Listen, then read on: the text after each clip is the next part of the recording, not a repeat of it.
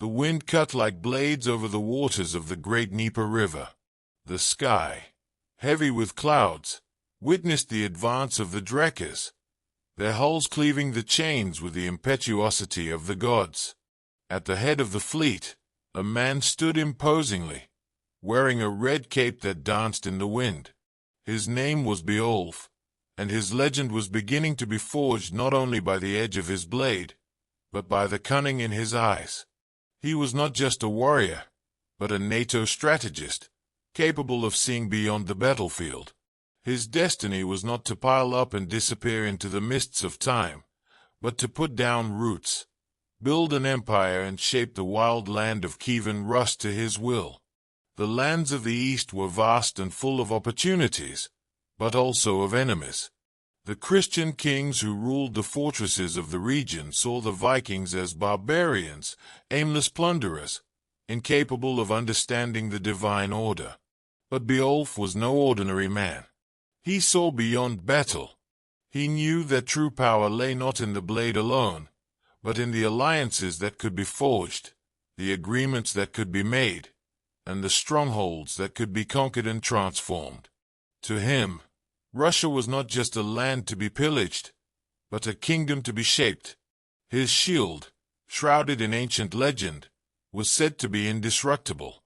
The warriors who marched beside him believed that as long as that shield was held high, Beowulf would never fall. But the road to greatness is never paved with victories alone. Raids on monasteries, which brought gold and glory, also caught the attention of the kings who ruled Christian lands. Beowulf knew that it was not enough to be strong on the battlefield. You had to be smarter than your enemies. He would forge unlikely alliances, use his opponent's own faith against them, and show that a true Viking king is not just one who wields a blade, but one who leaves his mark forever on the land he conquers. The fate of Kiev and Rus would never be the same again. Beowulf was not just a leader. He was a force of nature, a man sculpted by the bitter cold of the north and forged in battle from his youth. His clan, the Sea Wolves, was one of the most feared in Denmark. From the misty fields of Jutland to the treacherous coasts of Norway, his name was spoken with respect and awe. Unlike many other jarls who were content to plunder and return home, Beowulf saw beyond the momentary plunder. He dreamed of something greater. He dreamed of an empire. For him, plunder was only the first step. True conquest came when one took the land and shaped it to one's will. And it was this desire for expansion that led him to set his sights eastward, toward the vast and promising land of Kiev and Rus. Beowulf's leadership was based not on brute force alone, but on a lethal combination of cunning and strategy. He understood the value of loyalty, and he knew that a true leader inspired not just fear but respect. His warriors followed him because they believed in him, because they knew that under his leadership they would return home not just with gold but with glory and territory. Before each raid, Beowulf studied his victims. He knew the weak points of their fortresses, the habits of the monks in their monasteries, and the patrol patterns of the enemy armies. His attacks were calculated, swift, and brutal, leaving few survivors to tell the tale. His Drekkers would appear out of the mist like ghosts, and before the sun broke the horizon, the damage was done. He never attacked the same way twice. His enemies never knew where he would come from or what his next move would be. But Beowulf didn't just want gold and supplies. He wanted a kingdom. Kiev and Rus was a vast territory, rich in fertile lands and valuable trade routes, but still divided between warlords and Christian kings. Beowulf saw a unique opportunity here. He did not intend to simply invade and leave. His plan was to establish roots, establish strategic alliances, and become the first great Viking king of the region. He knew that to do this he would need more than sharp blades. He would need to persuade, manipulate, promise, and, when necessary, crush any resistance with a well-aimed blow. The Christian kings would not accept his presence so easily. But Beowulf had already mapped out his path. Blood would be spilled, fortresses would fall, and in the end, a new empire would be born under his banner. Beowulf's wealth was as vast as the ocean his clan ruled. Gold, silver, and precious stones flowed into his coffers like rivers into the sea. Each successful raid reinforced not only his legend, but also his ability to equip his warriors with the finest weapons and armor. Swords of refined steel, shields reinforced with iron and thick leather, helmets adorned with protective runes, all were designed to ensure his men were unbeatable. His ships, drekkas carved with the fury of the gods, were agile, durable, and carried the banner of the Sea Wolf clan.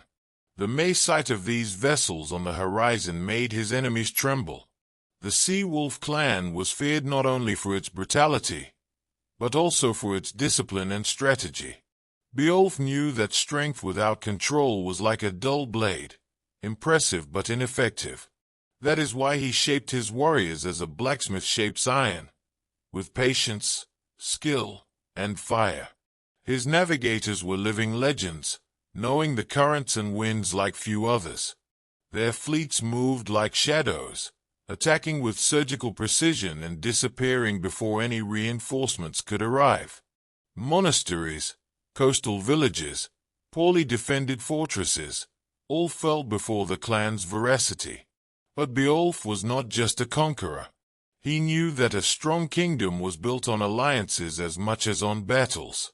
Thus, he carefully chose the territories he plundered and those he kept as strategic allies. It was on one of these daring forays that Beowulf and his wolves faced one of the greatest challenges of their career. A coalition of Christian lords, furious at the constant Viking attacks, set an ambush in the Baltic Sea. Beowulf, however, was not a man to fall into traps. With a keen eye on the tides and the wind, he organized his fleet to divide the enemy fleet, forcing them to fight in rough waters where their heavy ships lost mobility. By the time the Christians realized the trap, it was too late. The sea wolves descended upon them with the fury of a storm. The ocean turned red, and when the battle was over, only Beowulf's drekkas cut through the waters, while the wreckage and bodies of the enemy floated as witnesses to the slaughter. Kiev, with its riches and promise, was now an even closer goal. Beowulf had always looked east with a mixture of curiosity and ambition. Stories of the vast, fertile land beyond the Baltic Sea reached the warriors' ears through Varangian merchants, travelers who told of endless rivers that cut through dense forests and connected kingdoms, of wealthy cities that traded with Byzantines and Arabs, and of Christian rulers who sought to impose their faith by fire and sword. For a leader like Beowulf, whose mind was forged in both war and strategy, Kiev was not just a distant land, it was a prize, a territory that could cement his name as the greatest of Viking kings. If he conquered it, he would have control of one of the richest trade routes in the world, opening doors to unimaginable treasures and a power unheard of among the peoples of the north. But Beowulf knew that glory came not only from desire but from preparation. Before setting foot in Kiev, he studied the land as a hunter watches his prey. He sent explorers disguised as merchants to Slavic cities, gathering information about the geography, defenses, and politics of the region. He discovered that Kiev was at a delicate crossroads, with Christian rulers trying to consolidate their faith among a people still divided between ancient pagan traditions and the new doctrine imposed by the cross. In addition, the city served as a strategic point for trade, and its rulers, although wealthy, did not have the naval strength that the Vikings possessed. Beowulf saw a clear advantage: the superiority of Norse ships and the experience of their warriors in maritime combat and rapid attacks. Kiev might be a fortress on land, but the rivers that surrounded it were the path to its downfall. Preparation for the raid took months. Beowulf reinforced his fleet, ordering more longships with reinforced hulls and enough space to carry provisions for a long campaign. The smiths worked day and night, honing weapons and armor, while the warriors trained for prolonged battle, not just quick raids. The Viking leader didn't just want to invade Kiev. He wanted to take it and rule it. To do that, he would need more than sharp blades. He needed alliances. He sought out chieftains of Slavic tribes who were dissatisfied with their local rulers, offering them a new order, one where they could thrive alongside him, rather than be crushed by the Christian influence that was advancing like a relentless tide. Some hesitated, but others saw in Beowulf the chance to change the fate of the region. When the moment came, the warriors of the Sea Wolf clan were ready. Beowulf stepped onto the deck of his flagship, his red cloak billowing like a war banner. The shield he carried with him, already legendary among his men, caught the light of the setting sun as he raised his sword and shouted to his fleet, "To Kiev! There we will forge our destiny." And so the longships cut through the waters of the Baltic, bearing the promise of a new age for the Norse in the east. The voyage to Kiev was a test not only of strength but of endurance. Beowulf and his warriors faced the sea as an unpredictable enemy whose mood swung from treacherous calm to devastating fury.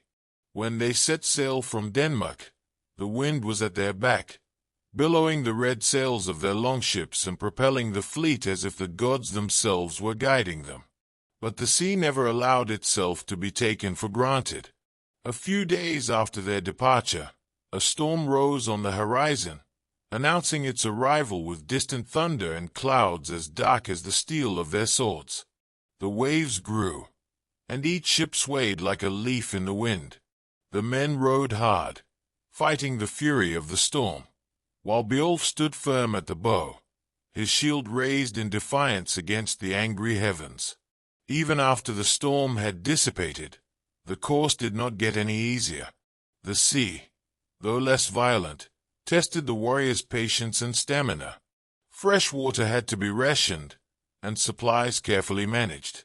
Some nights they would anchor at small islands or coves, where they would hunt birds and gather fruit to supplement their provisions. Beowulf made a point of inspecting each longship, making sure that no one succumbed to exhaustion or disease. His men were hardened by life at sea, but even the most experienced could be overcome by fatigue. To keep their spirits up, they sang ancient songs, stories of gods and heroes who had faced even greater challenges. Each stroke brought them closer to their destination, and each day was a silent battle against time and nature. When they finally sighted the mouth of the Dnieper River, the fleet slowed. The open sea was left behind, giving way to a new kind of challenge: narrow waterways, banks lined with dense forests, and hidden dangers that could arise at any moment. Beowulf ordered them to move in tight formation, ready for any ambush. The oarsmen worked in unison, gliding down the rivers like wolves hunting in the moonlight. Along the way, they passed small Slavic villages, some of which already knew the legend of the Vikings and watched them with awe and respect. When they finally reached dry land, the morning mist rose around them like a veil, revealing the vastness of Kiev in the distance. Beowulf stepped onto the damp earth, stuck his sword in the ground, and scanned the horizon. The city awaited, and with it, the fate of his clan. After the arduous journey across the sea, Beowulf and his men finally set foot on the land that had been promised in their dreams, Kiev. The place was a land rich in resources, a fertile land that caught the attention of any Viking leader thirsting for expansion and domination. The banks of the Dnieper were covered in dense forests, their trees imposing and mysterious, as if they held secrets from a distant past. Beowulf knew that here he had the opportunity to create a strong kingdom, where his clan could prosper. The challenge was not only to conquer land, but also to gain the trust of those who already inhabited the region and, perhaps, to ensure survival against those who still resisted his arrival. Beowulf's first step was to establish a settlement. He ordered his men to set up tents and fortifications, but in his mind he already had a design for a great fort, a true fortress that would serve not only as a shelter, but as a symbol of his authority. With the hands of his best craftsmen, he began the construction of an imposing wooden wall, a structure strong enough to withstand the attacks of any enemy. Around the fortress, small fields began to be plowed, and crops were planted in the hope that the land would be able to sustain the vast Viking population that would expand there. But the first year would not be easy. Winter in Kievan Rus was harsh, with long months of ice and snow, where even the most seasoned warriors found themselves challenged to maintain high morale. The Vikings were far from home, without the resources they were accustomed to. However, Beowulf, with his relentless leadership, did not allow adversity to bring them down. Every day he walked among his men, checking the progress of the construction and ensuring that supplies were distributed fairly. His presence was imposing, and his willpower was contagious. He knew that if his leadership was firm enough, the men would follow him to the ends of the earth. But not all was at peace in Kievan Rus. As the first weeks of winter began to pass, raids began to occur. Small groups of nomads, like wild hordes, began to invade the nearest villages and settlements, seeking to plunder the fertile lands that Beowulf had occupied. The Vikings were prepared. Beowulf had trained his men tirelessly, and they were ready for any battle. When one of these groups reached Beowulf's new stronghold, he called his warriors to battle. With the sound of war horns and fierce shouts, the Vikings charged into battle. The battle was quick but bloody, with the invaders being repelled by Beowulf's men, who fought like wolves on a merciless hunt. Beowulf, with his red cloak blowing in the wind and his unbeatable sword, led the personal attacks, cutting down the enemy with deadly precision. His war tactics were clear: attack with speed, in tight formation, in order to surprise and crush any resistance. The victory was swift and decisive, cementing the Viking leaders' power in the region. This initial success was followed by other smaller battles against local invaders, and over time, Beowulf's reputation grew throughout Kievan Rus. However, he knew that his clan's true strength lay not in battle alone, but in alliances. In order to ensure stability and expand his influence, Beowulf sought alliances with local leaders. He knew that his brute force, however imposing, would not be enough to consolidate his rule without the help of other leaders in the region. Among these leaders was Oleg, a local prince, and his sister, Princess Olga, who were also interested in establishing a strong presence in Kiev. Beowulf, with his strategic cunning, saw an opportunity to join forces by offering a marriage between his own lineage and Oleg's. This marriage was not just a political move, but a way to ensure that the local population would accept his presence and protect his interests in the region. Oleg, recognizing Beowulf's strength, accepted the proposal, sealing the alliance with a blood pact. The agreement was not limited to marriage alone. Beowulf also promised to protect Oleg's territories from outside invaders. Prince Oleg, in return, provided valuable resources, such as food, weapons, and even information about the trade routes that passed through Kiev. The alliance strengthened Beowulf's position, allowing him to further expand his territories. In addition, working with Oleg gave Beowulf the opportunity to further increase his military strength. He recruited more warriors and built a network of spies and informants to ensure that he always knew what was happening throughout the region.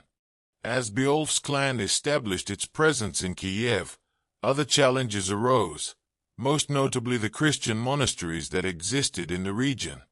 Beowulf saw the monasteries not only as centers of religious devotion, but also as symbols of the resistance of the Christian kings to his rule. He had no sympathy for the Christian religion, as it was a threat to his power and his Viking beliefs. The idea of submitting to a Christian god was something he simply could not accept. Furthermore, the monasteries were known to accumulate great wealth, and Beowulf knew that this wealth could be put to better use by his clan. So he launched the first raids against the local monasteries, looting the temples and destroying any symbols of the Christian faith that he found. The first raids were quick but extremely violent, with the Vikings attacking by surprise and making off with untold riches. The impact of these raids was profound. Not only did Beowulf amass vast resources, he also sent a clear message to the Christians and local leaders.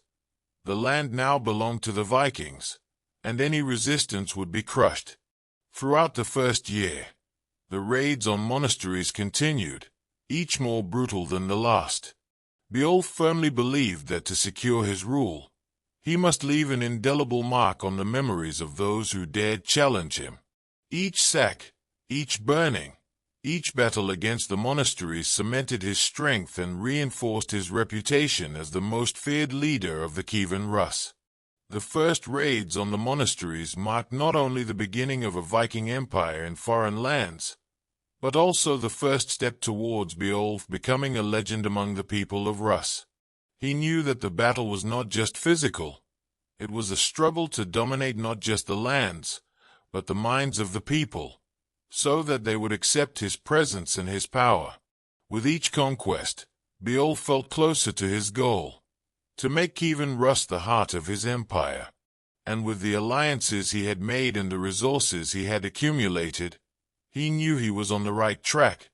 The 5 years following Beowulf's arrival in Kievan Rus were a period of unprecedented expansion, both in terms of military power and political influence.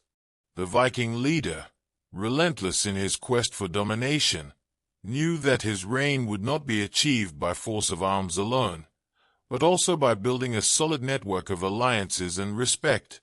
The first step was to consolidate the territories along the Dnieper, ensuring that his settlements were protected and that his forces were always ready to attack.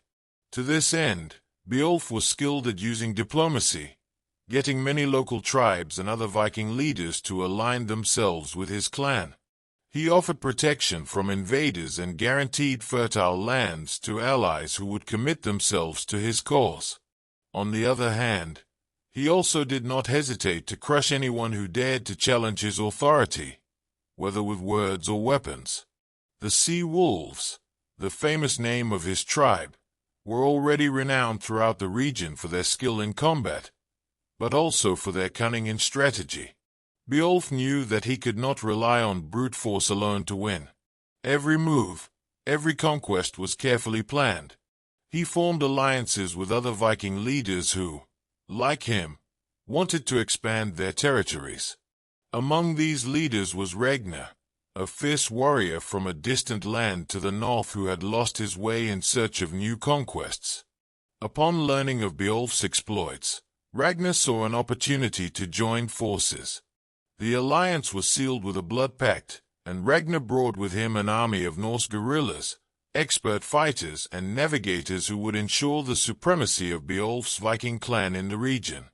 With this reinforced army, Beowulf set out for the lands to the south, where he once again encountered resistance from the Christians, who, contrary to what he had thought, were not a homogeneous group. Christians in Kiev and the surrounding region were divided, with some local leaders willing to submit to Viking rule, while others fiercely resisted. Beowulf knew that he could not allow this division to be exploited by his enemies. In yet another devastating raid on the region's monasteries, the Vikings looted and destroyed everything in their path, killing priests, burning churches, and brutally crushing any attempt at resistance. In one such raid, Beowulf faced the local archbishop, a man with cold, fervent eyes who fought back to the last. The battle was a spectacle of strength, with Beowulf, like a god of war, crushing his opponent with a direct blow from his axe, while his red cloak fluttered in the wind like a banner of death. Over the years, Beowulf gradually consolidated his rule over the entire region of Kievan Rus. He became a living legend, his fame spreading from city to city, and the lands he conquered were marked by the destruction of any vestige of resistance. He had a unique talent for inspiring his men, and his presence was like an unstoppable storm. The local tribes came to see Beowulf as a divine leader, an unbeatable king whose will shape the fate of all. But not everyone saw Beowulf as an ally.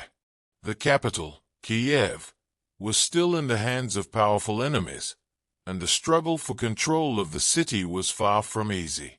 Kiev, the city of snow, was the beating heart of the region, and its strategic value was undeniable. The city was protected by high stone walls and was well defended by the best warriors in the region, who served the former local kings. Beowulf knew that to consolidate his supremacy once and for all, he had to take Kiev. He knew that doing so would mean facing the fiercest resistance he had ever encountered. The legends he had heard about the city were not exaggerated. Kiev was a fortress, and those who defended it were unbeatable in combat. But Beowulf was never intimidated. He knew he had the strength to face any challenge. In the months leading up to the attack on the capital, Beowulf spent his days amassing a colossal army. Men from all over Kiev and Rus flocked to him, lured by the promise of riches and glory. He also formed a crucial alliance with Cossack leaders, whose knowledge of the terrain and guerrilla tactics would prove decisive in the battle. With his army of over 2,000 men, Beowulf set out for Kiev on a long, relentless march across rugged terrain and icy rivers. Along the way, raids on small villages and Christian settlements became more frequent, with Beowulf displaying his overwhelming strength, wiping out any trace of opposition. They finally reached the outskirts of Kiev, where the weather, which had been relatively mild until then, began to turn even harsher. Snow fell heavily, blanketing the countryside and making the terrain treacherous. Beowulf's army, however, did not waver. He had trained his men to withstand such weather, and his fleet of Viking ships was strategically positioned along the river, ready to land and attack with hurricane force. The Kiev troops, led by the city's last Christian kings, prepared their defenses. They knew the battle would be long and difficult, and that Beowulf would not give up easily. The climax finally arrived when Beowulf ordered the attack. His men, relentless and ferocious, poured into the city streets in a burst of force. The battle was fierce. The sound of steel clashing against steel echoed through the narrow streets as the Viking warriors fought with indescribable fury. Beowulf, with his legendary shield, cut down any enemy who dared to cross his path, his red cloak stained with blood but his determination unwavering. He led his troops to the city gates, where a final stand was made by the last defenders. The fighting was brutal, but the impact of Beowulf's arrival was inevitable. His army, in an impenetrable formation, advanced without mercy, and Kiev's defenses were crushed one by one. When the gates of Kiev finally fell, the city was taken in a triumphant roar. The Christians, defeated and demoralized, fled or were massacred. Beowulf entered the city, his shield held high as a symbol of victory. Kiev, the city of snow, was now under his control. With the city's fall, Beowulf proclaimed himself the High King of Kiev. He had conquered what he wanted: the city, its fertile lands, and its resources. Most importantly, he had conquered the soul of the region. His empire, forged through blood and steel, now dominated Kiev and Rus. Beowulf looked out over the streets of Kiev, which were now silent but charged with victorious energy. He knew that his journey had only just begun. As High King, he would rule with the power and wisdom gained from years of struggle. Beowulf's rule in Kiev would be eternal, and his legend would spread across all lands, from the icy seas of the north to the vast plains of Rus. The battle for the city had been won, but Beowulf's true reign had only just begun. Did you like this story? Subscribe to the channel and turn on notifications so you don't miss the next epic sagas. The journey continues.